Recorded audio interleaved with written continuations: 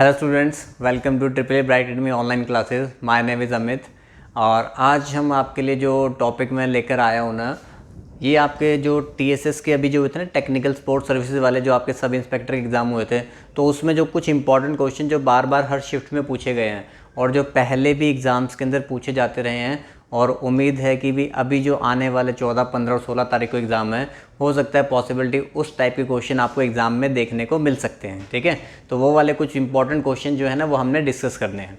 चलिए, तो important question हैं आपके एग्ज़ाम के, जो आपके टीएसएस सब इंस्पेक्टर में अभी एग्ज़ाम के अंदर आए थे और चांसेस हैं कि आगे भी एग्ज़ाम में आ सकते हैं। ठीक है, तो इसलिए आपने बहुत ध्यान से समझना है। ठीक है, ऑफलाइन बैचेस में आपको बता दूं भी, हमें सभी एग्ज़ाम्स के लिए जिस बच्चे ने एसएससी सीजीएल फिल किया हो, जिसने बैंक का फिल किया हो या पंजाब का जिसने फिल किया हो, तो सभी एग्ज़ाम्स के लिए ऑफलाइन बैचेस हमने स्टार्ट किए हुए हैं। और जो न्यू बैच है वो आपका कल से ही, मतलब कि 13 तारीख से आपका स्टार्ट हो रहा है। मॉर्निंग 7 to 9:30 का बैच है। ये मैं आपको इन्फॉर्मेशन बता रहा हूँ मोहाली ब्रांच के लिए। ठीक है, तो मोहाली ब्रांच में आपका 7 to 9:30 का बैच स्टार्ट होने वाला है। ठीक है जी। और किसी को अगर चंडीगढ़ के किसी बैचेस के बारे में इंक्वायरी करनी है, तो चंडीगढ़ के बैचेस में इंक्वायरी करनी है तो आप लोग इस नंबर पे कॉल करके पता कर सकते हो। ऑफलाइन कोचिंग अगर आप किसी अदर सेंटर में लेना चाहते हो, मोहाली के अलावा चंडीगढ़ में या फिर पटियाला, संगरूर, लुधियाना, गुरदासपुर, जलंधर, तो ये उनके नंबर मैंने आपके साथ शेयर कर दिए हैं। जो जिसके सेंटर नियर बाय पड़ता है, तो वहाँ पे जाके वो उनके सेंटर हेड से वगैरह से इंक्वायरी कर सकता है, पूछ सकता है। ठीक है जी। और जो स्टूडेंट बहुत ही दूर दूर हैं, जो आसपास नहीं हैं किसी भी एकेडमीज़ के, तो उनके लिए ऑप्शन है घर बैठे बैठे प्ले स्टोर से ब्राइट एकेडमी के एप्लीकेशन को डाउनलोड करना है। और डाउनलोड करने के बाद आप लोगों ने जो भी आपको एग्ज़ाम चाहिए है, बैंकिंग का चाहिए उसका सिलेबस मिल जाएगा, एसएससी चाहिए उसका मिल जाएगा, पंजाब का अलग से चाहिए तो पंजाब का अलग से भी मिल जाएगा। ठीक है, और एक बात मैं बताना भूल गया भी, 10% डिस्काउंट आपका चल रहा है। आप ऑफलाइन किसी सेंटर में जब जाते हो पूछने के लिए, तो 10% आपका फेस्टिवल डिस्काउंट आपको। चलिए जी, तो उन क्वेश्चंस की हम बात करते हैं जो एग्ज़ाम्स के अंदर क्वेश्चन पूछे गए थे। ठीक है, अब ये क्वेश्चन है, देखो ये मैंने थोड़ी सी इमेज वहाँ से उठा ली है, मैं क्वेश्चन को दोबारा से लिख दूंगा ताकि आपको समझ में आ जाए भी क्वेश्चन क्या है, अगर आपको कंप्लीटली विजिबल नहीं हो रहा होगा तो। ठीक है, चलिए यहाँ पे आपको x की वैल्यू मैं पहले बताता हूँ भी क्या लिखा हुआ है।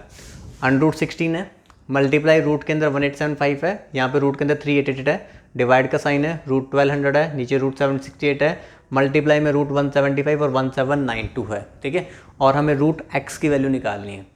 अब क्या ना कि इसमें कुछ बच्चे करने लग जाते हैं, वो देखने लग जाते हैं भी 1875 का क्या रूट बनता है, 388 का क्या रूट बनता है। तो आपने ना पहले रूट में ऐसे देखना नहीं होता।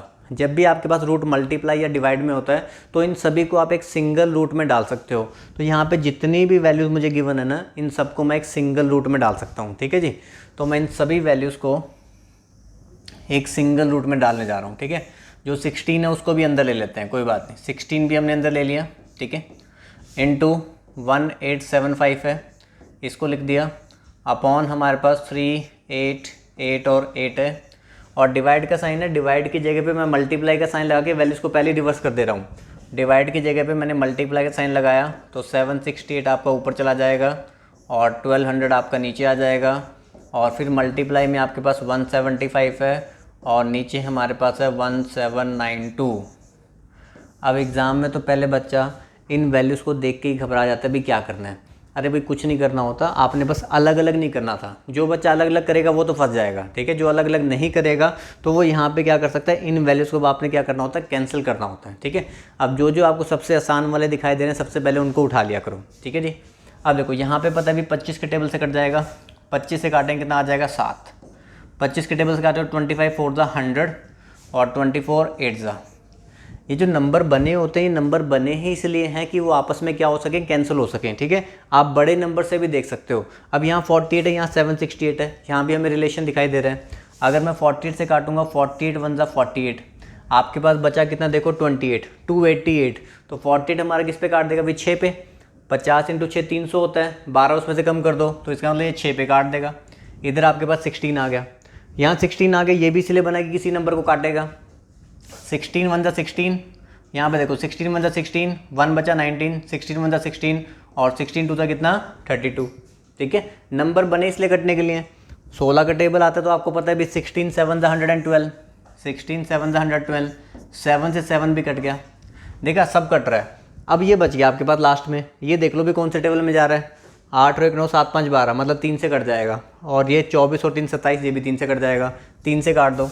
3 6 ज़ा 18, 3 2 ज़ा 6, 3 5 ज़ा, 3 1 ज़ा 3, 3 2 ज़ा 6 और 28, 3 1 ज़ा 3, 3 2 ज़ा 6 हो गया 28, ठीक है। 3 9 ज़ा 27 और 3 6 ज़ा 18, तो 625 अपॉन 1296। तो 625 तो आप लोग जानते हो 25 का होता है, और ये किसका होता है आपका 36 का होता है। तो 625 हमारा हो गया 25 का रूट, और 1296 कितना हो गया 36 का। तो ये आपके पास आ गई x की वैल्यू। x की वैल्यू हमारे पास कितनी आ गई 25/36। लेकिन आपसे पूछा गया था रूट x, मतलब मुझे इसका क्या करना है भाई, रूट करना है। तो आप इसका रूट कर दोगे रूट x, तो हमारे पास आंसर कितना हो जाएगा 5/6। x की वैल्यू हमारे पास 25/36 आ गई है, लेकिन आपको रूट पूछा गया था उस वैल्यू का, तो 25/36 का जो रूट है वो कितना होता है 5/6 होता है। तो ये एग्ज़ाम में क्वेश्चन आया था। अब देखो क्वेश्चन का लेवल ना थोड़ा सा एग्ज़ाम के अंदर वो बढ़ा रहे हैं। अब देखिए क्वेश्चन का लेवल थोड़ा सा बढ़ा रहे हैं, ये नहीं पूछ रहे कि 3 + 4 कितना होता है, 4 + 5 कितना होता है, ठीक है। थोड़ा सा बढ़ाया है ताकि आपको जो टेबल, जो बच्चे को 16 17 18 19, जिस बच्चे को ये वाले टेबल आते होंगे तो वो ईजिली काट के इसको बना लेगा। जिस बच्चे को टेबल नहीं आते होंगे ना, तो वो फिर इस क्वेश्चन को नहीं बना पाएगा, फिर वो वही 2 से काटेगा, फिर 3 से काटेगा, फिर 4 से काटेगा, फिर वो काटता ही रहेगा, ठीक है। तो इसलिए आपने क्या करना है भाई, आपको टेबल्स आने चाहिए, कैलकुलेशन आपने करनी है, आंसर आपका आ जाएगा। क्लियर है, बात समझ में आ गई। अब कैंसिल करना, जिसको दोबारा देखना भी कैंसिल कैसे किया गया वो रिपीट करके वीडियो को देख लेना भाई, पहले किसको काटा था फिर किसको काटा है। चलिए जी नेक्स्ट करते हैं। हाँ जी, यहाँ पे हमारे पास है 0.0203। पहले मैं रीड करके एक बार बताता हूँ जो विजिबल नहीं है, फिर मैं इनको लिखूँगा भी, ठीक है। 0.0203 है, मल्टीप्लाई में 2.92 है, नीचे 0.7 है, 0.065 है, मल्टीप्लाई में 2.9 है, डिवाइड का साइन यहाँ पे लगा रखा है, 11.12 का स्क्वायर माइनस 7.12 का स्क्वायर। पहले यहाँ पे देख के समझ में आ रहा है कि इधर a² माइनस b² लग रहा है, और a² माइनस b² क्या होता है a + b into a minus b। नीचे 0.25 का स्क्वायर है, इधर 0.25 है, 17.99। यहाँ देख के समझ में आ रहा है कि 0.25 आपको कॉमन लेना चाहिए, ठीक है। तो जो पहले ही पता चलता है उसको हटा दिया करो। अब सबसे पहले डेसिमल देख लिया करो। देखो 4 डेसिमल ये, 2 डेसिमल ये, 6 डेसिमल यहाँ पे, 1 और 4 और 5 6 यहाँ पे हैं। 6 डेसिमल ऊपर, 6 डेसिमल नीचे, तो 6 डेसिमल से 6 डेसिमल हटा देंगे। तो पहला काम 6 डेसिमल से 6 डेसिमल हटाने हैं, तो मैंने लिख लिया 203 इंटू 292 अपॉन 7 इंटू 365 इंटू 29। एक बार चेक करें आप लोगों को कितना विजिबल है। थोड़ा थोड़ा तो विजिबल है, ठीक है। ऊपर वाला आपको थोड़ा थोड़ा तो दिखाई दे रहा है ना। आपको ये समझ में आ रहा है भी 4 डेसिमल यहाँ थे, 2 यहाँ पे थे, कितने हो गए 6 डेसिमल यहाँ पे हैं, 6 डेसिमल यहाँ पे, तो ये हमने क्या कर देना भी हटा देना। डेसिमल मैंने हटा दिया, बाकी मैंने लिख लिया। डिवाइड की जगह फिर वही मल्टीप्लाई का साइन लगाओ और वैल्यूज़ को कर दो रिवर्स, ठीक है। यहाँ पे 0.25 पहले ही कॉमन ले लो, 0.25 मैंने पहले ही कॉमन ले लिया, ठीक है जी। 0.25 आपने कॉमन ले लिया, तो एक 0.25 आपके पास बचेगा, और यहाँ से क्या बचेगा 17.99, यहाँ से बचेगा 17.99। हमारे पास वो ऊपर था a² minus b², formula a + b into a minus b। a + b 11 + 7 18.24, 18.24, ठीक है। a minus b 11 minus 7 4। अब देखो कितना अच्छा हो गया, 17.99 0.25 मिलाओगे तो 18.24 होगा, तो 18.24 से 18.24 हमारा क्या हो गया, कैंसिल हो गया। 0.25 25/100 1/4 यहाँ से आ जाएगा, देख लेते हैं उसको भी, ठीक है। अब और क्या कैंसिल हो रहा है वो देख लो भाई, थोड़ा बहुत देखो आइडिया होना चाहिए। 29 दिख रहा है, 29 7 ज़ा 203 होता है, 7 से 7 चला गया, ख़त्म। 292 365 ये वो वाले नंबर हैं जो आपको कैलेंडर में, मतलब कि जैसे हम डेज़ वाला क्वेश्चन करते हैं ना, अगर 73 146 219 292 डेज 365 डेज, जो 73 के टेबल में कट जाते हैं एग्जैक्टली। 73 4 ज़ा और 73 5 ज़ा, तो देखो भाई 4/5 यहाँ से मिला, 0.25 25/100 1/4 यहाँ से मिला, और 1/4 आपके पास एक और था, एक 4 से 4 कट गया, तो 1/20 आ गया। 1/20 मतलब 20 से डिवाइड करेंगे, सबसे पहले डेसिमल लगेगा क्योंकि डिवाइड नहीं हो रहा, फिर आपने एक जीरो लगाया, अभी भी डिवाइड नहीं हो रहा, फिर आपका एक जीरो लगेगा, फिर एक और जीरो लगाया, 25 × 100, तो आंसर हमारा 0.05, तो 0.05।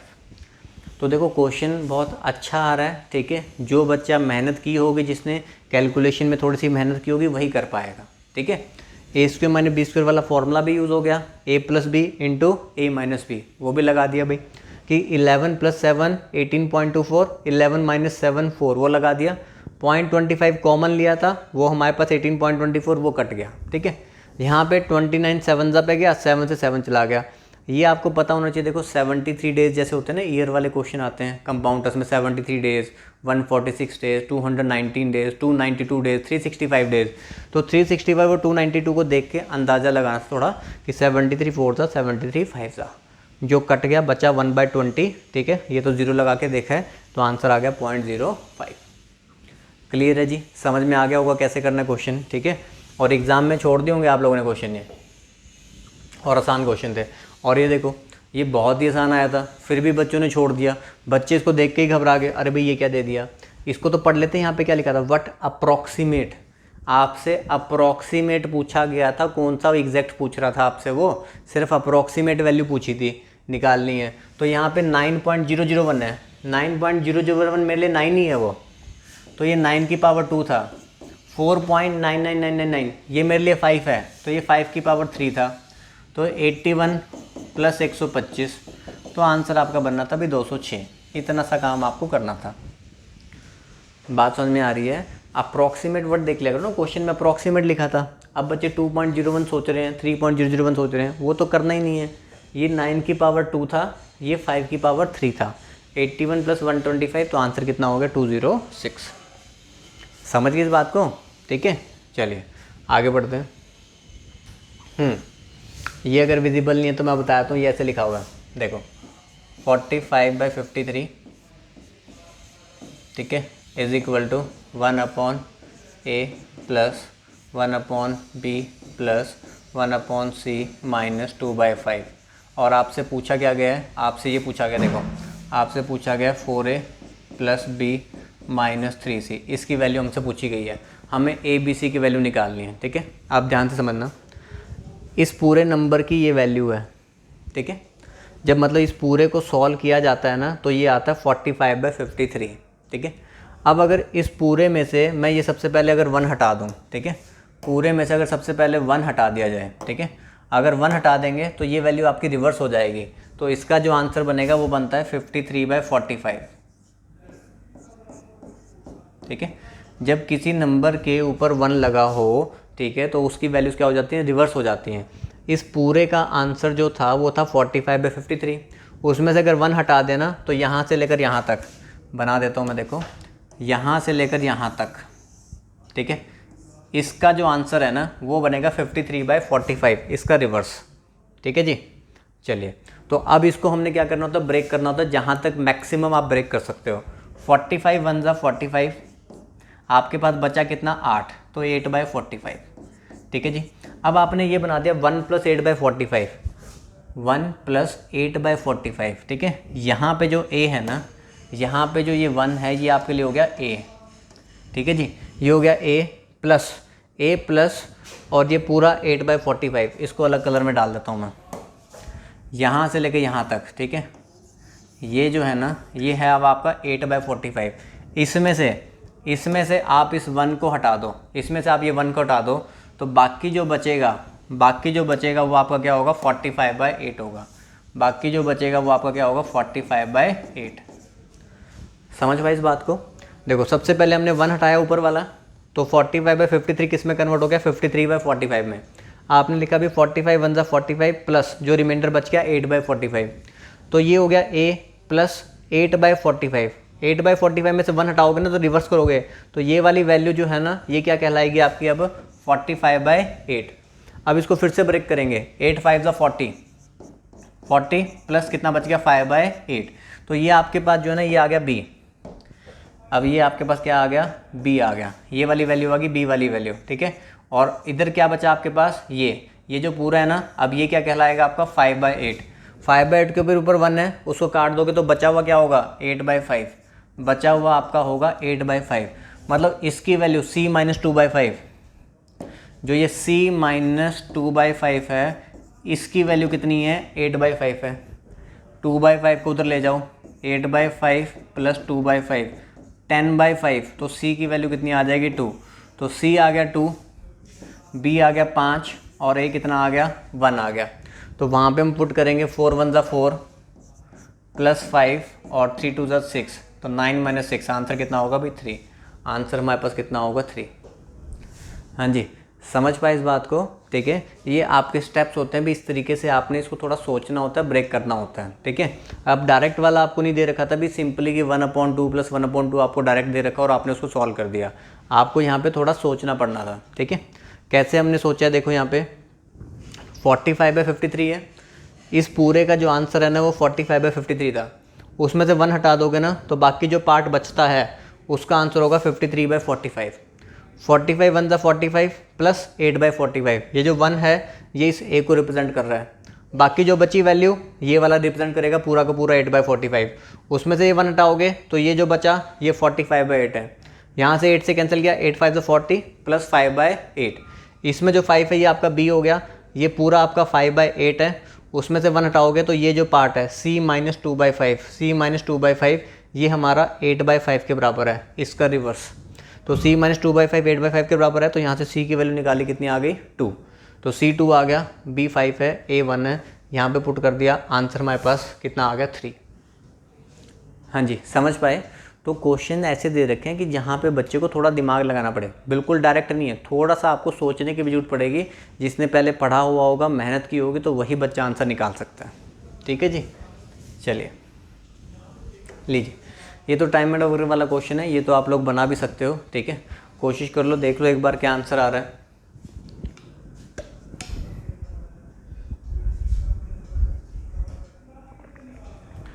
चलिए देखिए, यहाँ पे कह रहा है कि A can do 50% of work in 15 days, ठीक है।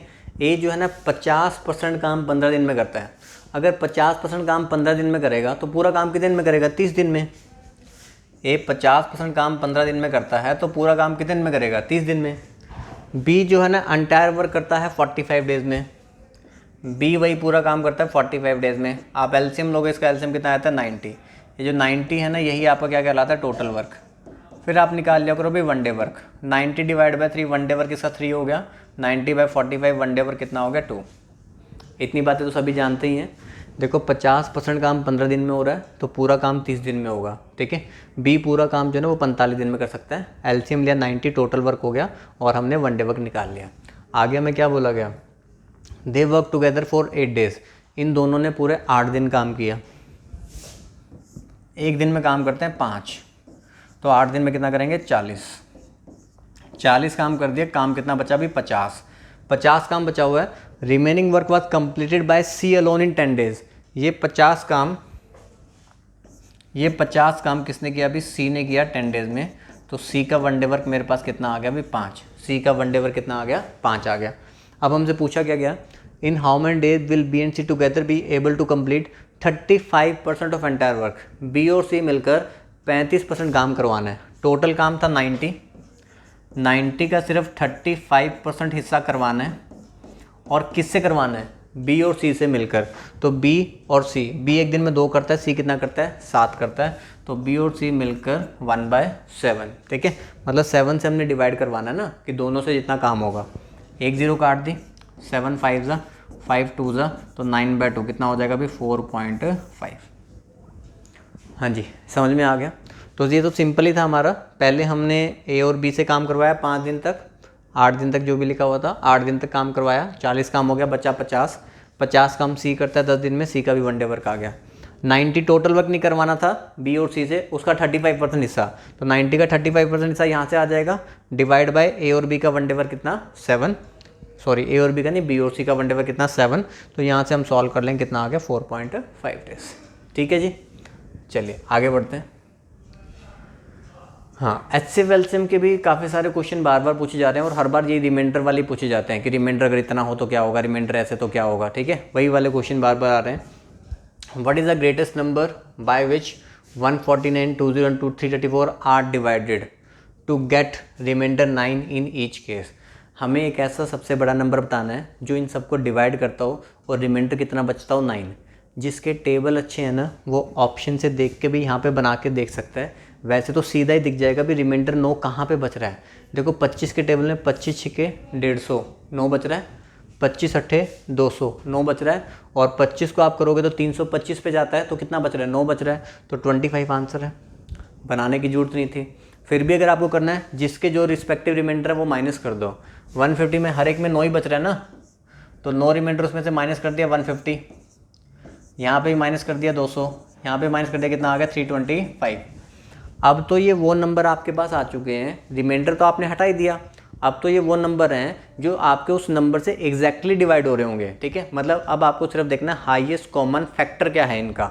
हाईएस्ट कॉमन फैक्टर देखने के लिए आपको स्मॉलेस्ट डिफरेंस देखना होता है किसी भी दो नंबर के बीच में, ठीक है।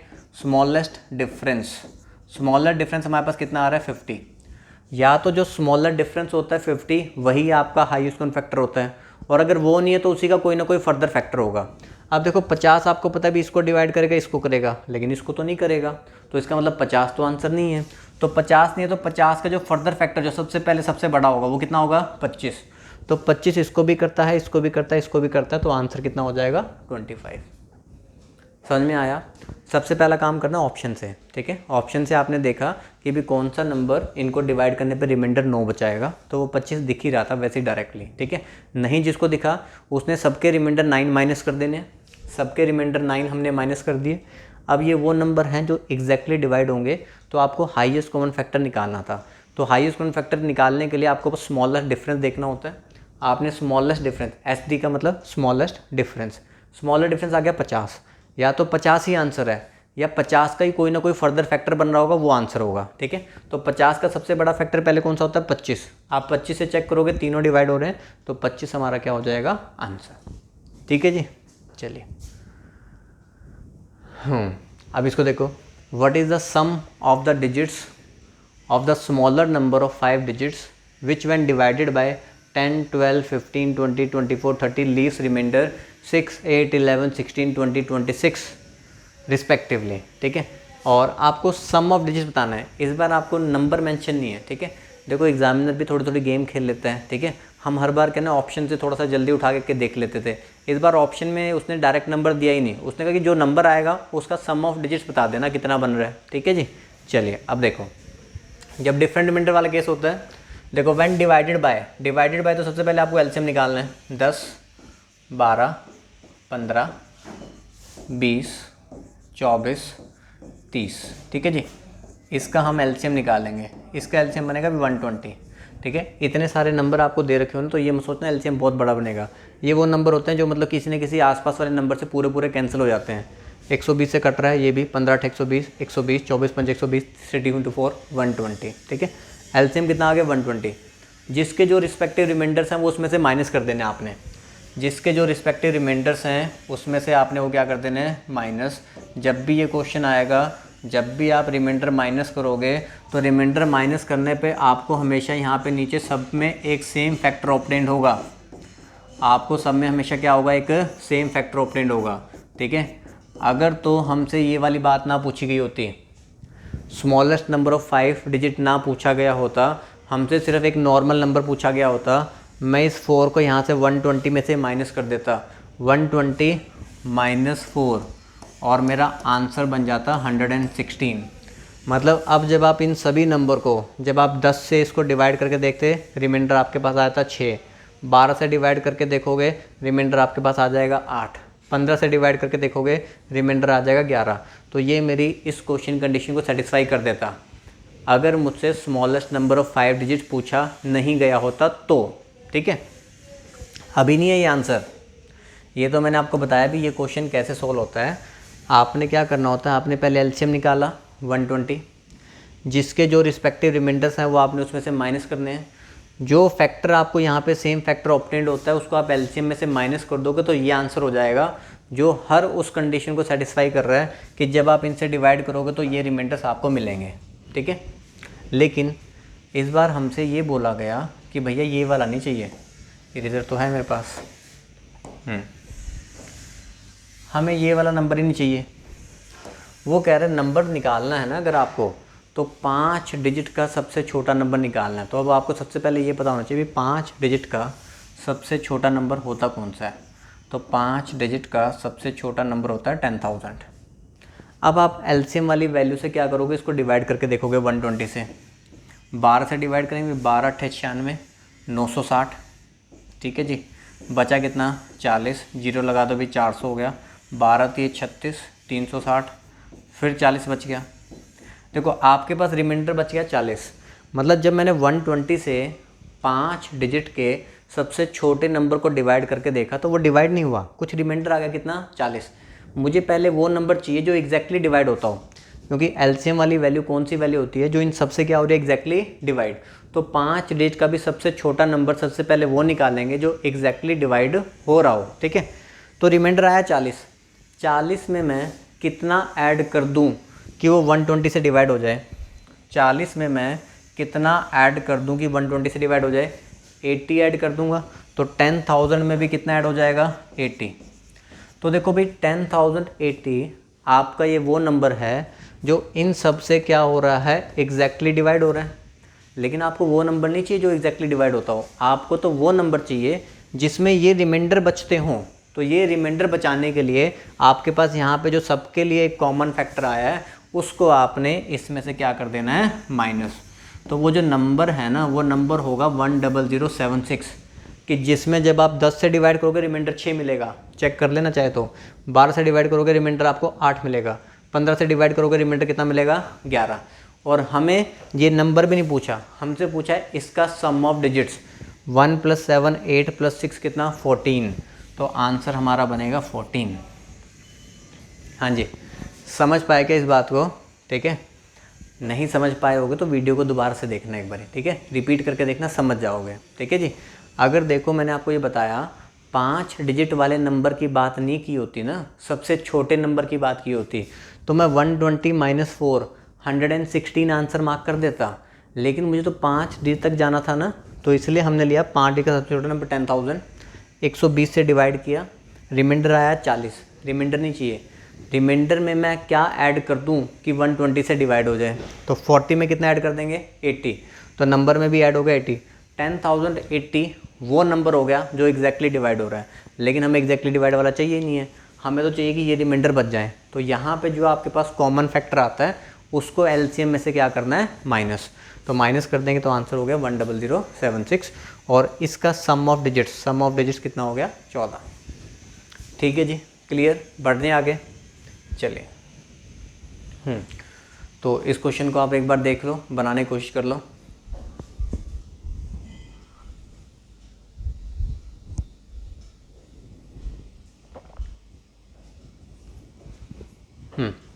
यहाँ पे देखो क्या दे रखा है आपको, by selling 75 ball pens 4 rupees 540 a person loses 10%। अगर 75 बॉल पेन 540 रुपये के बेचते हैं तो 10% का लॉस हो जाता है। How many ball pen should he sell for rupees 378? कितने बॉल पेन हम 378 के बेचें ताकि मुझे प्रॉफिट हो जाए 12.5% का। देखो जब वो स्टार्टिंग में बेच रहा था तो वो लॉस में चल रहा था, लेकिन वो चाहता है प्रॉफिट कमाना। यहाँ पे आपने प्राइस और क्वांटिटी का रिलेशन निकालना होता है, ठीक है। देखो किस सेलिंग प्राइस पर आप बेच रहे थे पहले आपको वो देखना है, ठीक है। पहले पर्सन जो है ना उसने 10% लॉस पे बेचा, इसका मतलब उसने सेल कितने पर किया होगा? 90% पे। पहले अगर वो 10% लॉस पर बेच रहा था तो इसका मतलब सेल कितने पे कर रहा था? वो 90% पे। पर वो सेल करना कितने पे चाहता है? वो प्रॉफिट कमाना चाहता है 12.5% का। इसका मतलब वो सेल करना चाहता है 112.5% पे, ठीक है।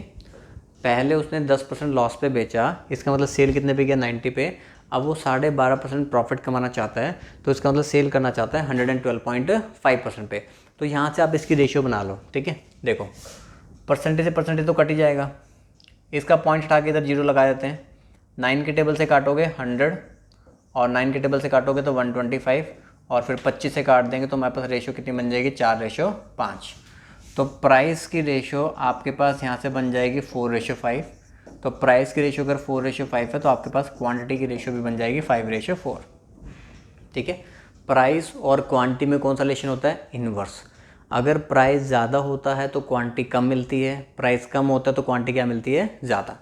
तो हमने देखो पहले सेलिंग प्राइस की ये रेशियो बना ली कि भाई वो पहले 10% लॉस पे सेल कर रहा था, मतलब 90 पे, लेकिन वो चाहता है 12.5% प्रॉफिट कमाना, तो मतलब सेल करना चाहता है 112.5 पे। तो प्राइस उसने इंक्रीज़ कर दिया तो क्वांटिटी उसने क्या करनी पड़ेगी? Decrease inverse. तो 5:4। चलिए अब देखो, अब यहाँ पे आपके पास ये ओरिजिनल वाला था भाई, ये आपकी ओरिजिनल वाली है और ये क्या है आपकी न्यू वाली। तो ओरिजिनल क्वांटिटी में पास 75 बॉल पेन थे, तो मैं कहूँगा 5 रेशियो की वैल्यू 75 बॉल पेन है, तो 1 रेशियो कितना हो जाएगा 15 बॉल पेन, तो 4 रेशियो हम निकाल लेंगे तो कितना आ जाएगा 60 बॉल पेन। ठीक है, तो 60 बॉल पेन आपके पास आ गए। देखो ये 60 बॉल पेन निकालने का मतलब क्या है कि आप लॉस से प्रॉफिट में आ चुके हो। ठीक है, जब आप 75 बॉल पेन 540 रुपये के बेचते थे तो आपको 10% का लॉस होता था। आपने ये फाइंड कर लिया कि अगर मैंने 540 के 60 बॉल पेन बेचे होते तो मुझे क्या होता 12.5% का प्रॉफिट होता। ठीक है, तो 540 रुपये के अगर आप 60 बॉल पेन बेचते हो तब आप 12.5% प्रॉफिट में रहते हो। और आपसे क्या पूछा गया है, how many ball pen should you sell for ₹378 to earn profit of 12.5। 378 वो कितने के बेचे कि 12.5% का प्रॉफिट हो जाए। तो 540 के जब 60 बेचे तो 12.5 का प्रॉफिट होता है, तो 378 रुपीज़ के मैं कितने सेल करूँगा, तो 60 ये होता है नीचे डिवाइड बाय 540 इंटू 378, 0 कट गया, 6 से काटो 9, 9 से काटो 9 चौके 36, 9 दूनी 18, तो 42 हमारा आंसर। हाँ जी, समझ पाए। देखो जो बच्चे तो क्लासेस लगाते हैं मेरी, जिन्होंने ऑलरेडी प्रॉफिट एंड लॉस देखा हुआ है, तो वो जानते हैं कि ये क्वेश्चन सारे के सारे हमने क्लासेस में करवाए हुए हैं। प्राइस और क्वांटिटी रिलेशन आपको पता होना चाहिए। ठीक है, तो ऐसा क्वेश्चन एग्जाम के अंदर आ जाता है पूछने के लिए। ठीक है जी, तो हमने सबसे पहले प्राइस की रेशियो बनाई, सेलिंग प्राइस जो हमारा था भी पहले कितने पे सेल कर रहे थे और आप कितने पे सेल करना चाहते हो ये देखना होता है। पहले 10% लॉस पे सेल हो रहा था तो दैट मीन्स सेलिंग प्राइस कितना था 90%। अब आप 12.5% प्रॉफिट चाहते हो तो आपको सेल करना पड़ेगा 112.5 पे। तो प्राइस आपका 4 से कितना हो रहा है 5 हो रहा है। ठीक है, तो क्वांटिटी आपकी उसकी इन्वर्स हो जाएगी, 5 से कितनी 4। तो ये ओरिजिनल है 5 रेशियो 75 पेन, 1 रेशियो 15, तो 4 रेशियो निकाले 60 बॉल पेन। 60 बॉल पेन निकालने का मतलब ये है कि अगर आपने 540 रुपये के 60 बॉल पेन बेचे होते तो 12.5% प्रॉफिट कमा लेते। तो अगर 540 रुपये के 60 बेचता हूँ तो मुझसे पूछा गया 378 के कितने बेचूंगा, तो हमारे पास आंसर कितना आ जाएगा 42। ठीक है जी, क्लियर हो गया, बढ़े आगे चलिए। A sum of ₹15,000 amount ₹16,250 in 2 years। 15,000 रुपये 16,250 हो गए कितने साल में, 2 साल में। ठीक है, at a certain rate of simple interest per annum, कोई उस पर रेट लगा होगा। ठीक है, if the rate of interest increase by 2.5% per annum, rate of interest को 2.5% बढ़ा दिया जाए तो नया अमाउंट क्या होगा। अब ये क्वेश्चन भी क्लासेस में as it is same to same करवाया जाता है, जो बच्चे पढ़े हुए हैं वो जानते हैं। ठीक है, अब देखो मैं आपको भी इसमें एक चीज़ बताता हूँ। देखो यहाँ पे ना क्या करते हैं बच्चे, पहले इंटरेस्ट कैलकुलेट करने लग जाते हैं। भाई 15,000 से 16,250 हुआ, वो पहले रेट निकालेंगे कि 10% रेट लगा कि 8% लगा कि 20% लगा, कितना रेट लगा, फिर उसमें 2.5% जोड़ेंगे, फिर उसके बाद फिर से इंटरेस्ट कैलकुलेट करेंगे, फिर वो ऐड करेंगे, फिर बताएंगे। लेकिन आपको इतना काम करने की जरूरत ही नहीं होती। सिंपल इंटरेस्ट में जो रेट ऑफ इंटरेस्ट है वो हमेशा सिर्फ प्रिंसिपल वैल्यू के ऊपर अप्लाई हो सकता है और वो कहीं अप्लाई नहीं होता। सिंपल इंटरेस्ट में जो रेट ऑफ इंटरेस्ट है वो सिर्फ प्रिंसिपल वैल्यू के ऊपर ही अप्लाई होता है। तो अगर आपको 2.5% इंक्रीज़ करना है तो वो 2.5% प्रिंसिपल का तो बढ़ेगा और किसी वैल्यू पे तो बढ़ नहीं सकता। तो प्रिंसिपल आपको पता है 15,000 है, आप 15,000 का 2.5% निकाल लो, और वो भी कितने साल के लिए, 2 साल के लिए, कि 2 साल में वो कितना बन जाएगा। 2 0 से 2 0 कट गई, 2.5 डबल 5 हो गया, तो ये कितना हो गया भाई 750 रुपये इंटरेस्ट और एक्स्ट्रा मिलेगा आपको अगर आप 2.5% लगाते तो 750 रुपये आप इसमें ऐड कर दो, तो आंसर कितना हो जाएगा 17,000। हाँ जी, आपको बात समझ में आ रही है मैं क्या बताना चाहता हूँ। देखो जो रेट ऑफ इंटरेस्ट है ना वो हमेशा प्रिंसिपल में अप्लाई होता है। पहले देखो 15,000 से वो 16,250 हो चुके हैं वो 2 साल में, चाहे वो किसी भी रेट से बने हो मुझे मतलब नहीं है, चाहे 5% लगाओ, चाहे 10 लगाओ, चाहे 20 लगाओ, चाहे 50 लगाओ, बन गए ना, बन गए तो कोई बात नहीं, बहुत अच्छी बात है। अब बढ़ाना है, कुछ भी आपको बढ़ाना है तो जो भी बढ़ना है वो आपका इसी से बढ़ना है। वो क्वेश्चन में कह सकता भाई 2.5% मान लो कम करना चाहते हो, तो कम करना चाहते हो तो मैं 750 माइनस कर देता। अब 2.5% बढ़ाना है तो 15,000 का 2.5% 2 साल के लिए कितना आ गया, 750 रुपये इंटरेस्ट आ गया। तो जितना इंटरेस्ट इंक्रीज़ हो रहा है बस वो ऐड कर दो, आपके पास अमाउंट आ जाएगा 17,000। क्लियर हो गया भाई? चलें आगे, चलिए देख लेते हैं। The base of a right prism is a regular hexagon of side 5 cm. If its height is 16√3 cm, then its volume in centimeter cube is, ठीक है, 16√3, रूट नहीं दिख रहा तो मैं यहाँ पे लगा दूंगा, ठीक है जी। अब देखो प्रिज्म कौन सी फिगर होती है। प्रिज्म हमारी वो फिगर होती है जिसके 2 आइडेंटिकल एंड्स होते हैं और फ्लैट सरफेसेस होते हैं, ठीक है। 2 आइडेंटिकल एंड्स और आपके क्या होंगे, फ्लैट सरफेस। बनाने की कोशिश करूं,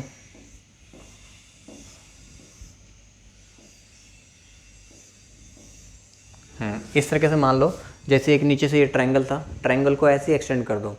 स्क्वायर भी हो सकता है, नीचे से स्क्वायर बनाओ, स्क्वायर को ऐसे ही एक्सटेंड कर दो, ठीक है। स्क्वायर के ऊपर स्क्वायर के ऊपर स्क्वायर के ऊपर स्क्वायर ऐसे लगाना है, ट्रायंगल के ऊपर ट्रायंगल के ऊपर ट्रायंगल के ऊपर ट्रायंगल, ठीक है। 2 आइडेंटिकल एंड्स होते हैं उसके और फ्लैट सरफेसेस होते हैं, तो वो आपका क्या होता है, प्रिज्म।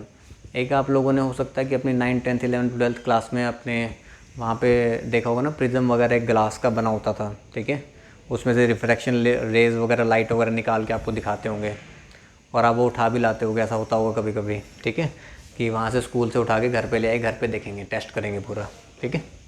चलिए, तो वो काम नहीं करना। देखो यहाँ पे प्रिज्म क्या है, 2 आइडेंटिकल एंड फ्लैट सरफेसेस, ठीक है। अब प्रिज्म ट्रायंगुलर प्रिज्म भी हो सकता है, स्क्वायर प्रिज्म भी हो सकता है, और क्वेश्चन में क्या बोला गया है, हेक्सागन प्रिज्म भी हो सकता है, ठीक है भाई। अब हेक्सागन क्या होता है, जिसकी 6 साइड्स होती हैं। हेक्सागन क्या होता है, जिसकी 6 साइड्स होती हैं, ठीक है। और हमारे सिलेबस में ना जितने भी ये हैं फिगर्स जो आपके होते हैं, ये जैसे रेगुलर हेक्सागन, रेगुलर ऑक्टागन, ये पॉलीगन्स होते हैं, ये सब हमारे फिर रेगुलर वाले हैं। रेगुलर का मतलब है जिसके सारे साइड्स और सारे एंगल्स क्या होते हैं, इक्वल होते हैं, ठीक है। All sides and all angles are equal. तो हमारा जो ये रेगुलर हेक्सागन है, ये आपका 6 इक्विलेटरल ट्रायंगल्स में डिवाइड होता है। तो हेक्सागन का फॉर्मूला होता है 6 × √3/4a², ठीक है जी। अब अगर आपको प्रिज्म निकालना है, ठीक है, तो प्रिज्म के पहले फॉर्मूला मैं आपको समझाया तो भी कैसे बनते हैं। प्रिज्म का अगर आपको वॉल्यूम बनाना है, ठीक है, अब मैंने आपको बताया प्रिज्म वो होता है जो फिगर नीचे दे रखी होगी ना, वही फिगर ऊपर तक एक्सटेंड होती है। मतलब फिगर का नीचे जो भी फिगर है उसका एरिया निकाल लो, area of base, area of base, और उसी को ऊपर तक एक्सटेंड किया गया है, तो area of base into height, तो ये क्या बन जाएगा, वॉल्यूम। बेस में अगर ट्रायंगल है तो ट्रायंगल का एरिया लिखेंगे, बेस में अगर स्क्वायर है तो स्क्वायर का एरिया लिखेंगे, बेस में अगर आपका हेक्सागन है तो हेक्सागन का एरिया आएगा। तो वॉल्यूम कैसे बनता है, एरिया ऑफ बेस इंटू उसकी हाइट।